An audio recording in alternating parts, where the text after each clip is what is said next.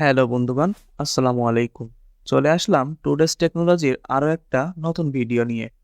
সাথে আছি আমি আলামিন ফ্রম আলামিন কম্পিউটার ওয়ার্ল্ড।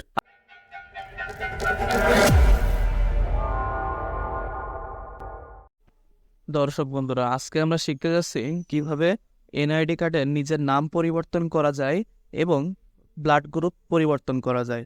তো কথা না বাড়িয়ে চলুন শুরু করা যাক। তো সর্বপ্রথম আমরা ব্রাউজার বেছে নিই। ব্রাউজারে সার্চ বারে গিয়ে লিখবো nid.gov.bd, লিখে এন্টার প্রেস করার পরে দেখতে পাচ্ছি এনআইডি অনলাইন সার্ভিস। এরপরে রেজিস্ট্রেশন করুন। তারপরে যে এনআইডির আমরা নাম পরিবর্তন করব সেই এনআইডি নাম্বার, নিচে জন্ম তারিখ, মাস এবং বছর এইগুলা দেওয়ার পরে দেখতে পাচ্ছি ছবিতে ক্যাপসা কোড আছে। তো এই ক্যাপসা কোডটা অবশ্যই দিয়ে সাবমিট করে দেব। এখন দেখতে পাচ্ছি অ্যাকাউন্টে ইতিমধ্যে রেজিস্টার করা আছে। যদি অ্যাকাউন্ট রেজিস্টার করা থাকে তাহলে এই অপশন আসলে বহালে ক্লিক করবি। এরপরে বর্তমান ঠিকানা এবং স্থায়ী ঠিকানা সিলেক্ট করি। আমি যার এনআইডি নাম পরিবর্তন করব তার বর্তমান ঠিকানা ও স্থায়ী ঠিকানা করার পরে পরবর্তীতে ক্লিক করে এখন দেখতে পাচ্ছি যে নাম্বারটা আছে, নাম্বারে একটা ওটিপি যাবে। তো নাম্বারটা মেলানোর পরে 6 সংখ্যার একটা ওটিপি এখানে প্রবেশ করায়। ওখানে 38 নম্বরে একটা ওটিপি গেছে, সেই ওটিপিটা অবশ্যই আমরা 60 সেকেন্ডের ভিতরে যাচাইকরণ কোডে ক্লিক করে বহালে ক্লিক করি। এখন দেখতে পাচ্ছি এখানে এনআইডি ওয়ালেট লিখে সার্চ, প্লে স্টোরে গিয়ে এখানে এনআইডি ওয়ালেট লিখে সার্চ দেওয়ার পরে ইনস্টল করে নিই। তো সিম্পলি ওখান থেকে ওপেন করার পরে আমরা জুমে ক্লিক করি। তারপরে স্ক্যান নেওয়ার পরে এই অপশন আসলে আমরা এড়িয়ে জানে ক্লিক করি। এরপর প্রোফাইলে ক্লিক করি। প্রোফাইলে ক্লিক করার পরে ডান পাশে উপরে দেখতে পাচ্ছি এডিট অপশন আছে। তো এডিট অপশনে ক্লিক করে সব কিছু আমরা অবশ্যই পড়ে নেব। সব কিছু পড়া শেষ হইলে আমরা নিচে ডান সাইডে দেখতে পাচ্ছি বহাল নামে একটা অপশন আছে। এখন দেখতে পাচ্ছি আমাদের যে যে পরিবর্তন করতে হবে তার উপরে টিক দিতে হবে। তো আমরা এখানে মুসাম্মাদ আছে, মুসাম্মাদটা কেটে দেব এবং ইংরেজি নামে শিউলি বানানটা ভুল আছে, তো এই শিউলি নাম বানানটা আমরা অবশ্যই সঠিক করে নেব। অবশ্যই জন্ম নিবন্ধন এবং সার্টিফিকেট অনুযায়ী নাম দিবেন, না হলে কখনোই কিন্তু পরিবর্তন হবে না।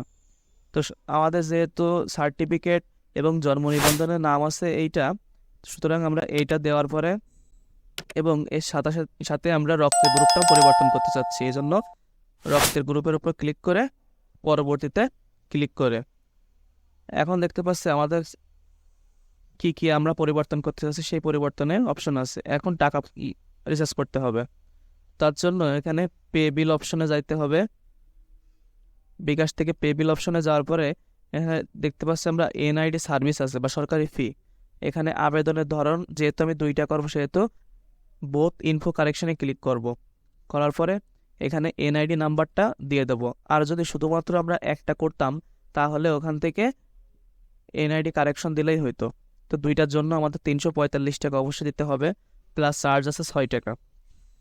তো ফি পরিশোধ করার পরে আমরা পরবর্তীতে ক্লিক করার পরে এখানে আমাদের বেশ কিছু ইনফরমেশন এখানে আপলোড করতে হবে। আপলোড থেকে আমরা সর্বপ্রথম জন্ম নিবন্ধনটা আপলোড করব, তার জন্য বার্থ সার্টিফিকেটে ক্লিক করি। এখন আপলোড অপশন থেকে যেখানে আমরা স্ক্যান করে রাখছিলাম বার্থ সার্টিফিকেট সেখানে চলে যাই। সো ফাইলটা সিম্পলি সিলেক্ট করে ওপেন করি। আবারও আমরা আপলোডে ক্লিক করব।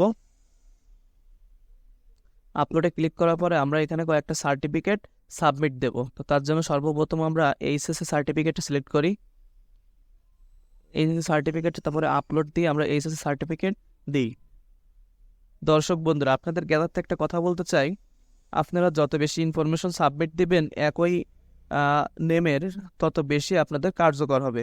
সুতরাং এখানে আমরা যদি 3টা 4টা কিংবা 5টাও দিয়ে রাখি তো কোনো সমস্যা নেই। সেই ক্ষেত্রে আপনি birth certificate, SSC, HSC, honours কিংবা মাস্টার্সের সার্টিফিকেট সাবমিট করতে পারেন। এছাড়া নাগরিক সনদপত্র সার্টিফিকেট আপলোড করতে পারেন।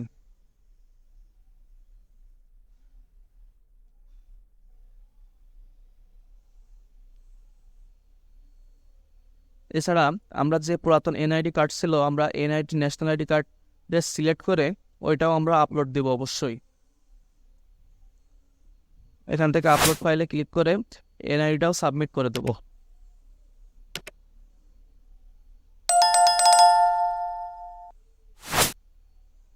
এরপরে আবারও সবকিছু ঠিক থাকলে ডান পাশে পরবর্তীতে ক্লিক করি। এখন দেখতে পাচ্ছি আমরা কি কি সমস্যার সমাধান করতে চাচ্ছি এবং কি কি ইনফরমেশন সাবমিট দিছি। এখন সবকিছু আমরা আরেকবার দেখে নিয়ে পরে ডান পাশে আমরা সাবমিট দেখতে পাচ্ছি। তো এই সাবমিটে ক্লিক করি। সাবমিটে ক্লিক করার পরে প্রোফাইলে ক্লিক করি। এখন আমরা যে আবেদনটা করছি সেই আবেদনটা ডাউনলোড করে রাখবো অবশ্যই। তো তার জন্য ডান সাইডে উপরে দেখতে পাচ্ছি ডাউনলোড বাটন আছে, ডাউনলোড বাটনে ক্লিক করে এটা ডাউনলোড করে রাখি। এর পরবর্তীতে একটা প্রিন্টের দোকানে গিয়ে বা কম্পিউটারের দোকানে যে সিম্পলি এটা প্রিন্ট করে রাখি। আশা করি 45 দিনের ভিতরে আপনারা ফলাফল পেয়ে যাবেন। তো বন্ধুরা, এই ছিল আমাদের আজকের ভিডিওটি যদি ভালো লাগে তাহলে অবশ্যই একটা লাইক দিবেন এবং সাবস্ক্রাইব বাটনে একটা সাবস্ক্রাইব করে অবশ্যই বেল আইকনটি বাজিয়ে দিবেন, যাতে করে এমন সব আইটি বিষয়ক ভিডিও সবার আগে আপনি পেতে পারেন। তো নতুন ভিডিও আসা পর্যন্ত ভালো থাকেন, সুস্থ থাকেন এই কামনা করে আজকের ভিডিও শেষ করতেছি। আসসালামু আলাইকুম ওয়া রাহমাতুল্লাহি ওয়া বারাকাতুহু।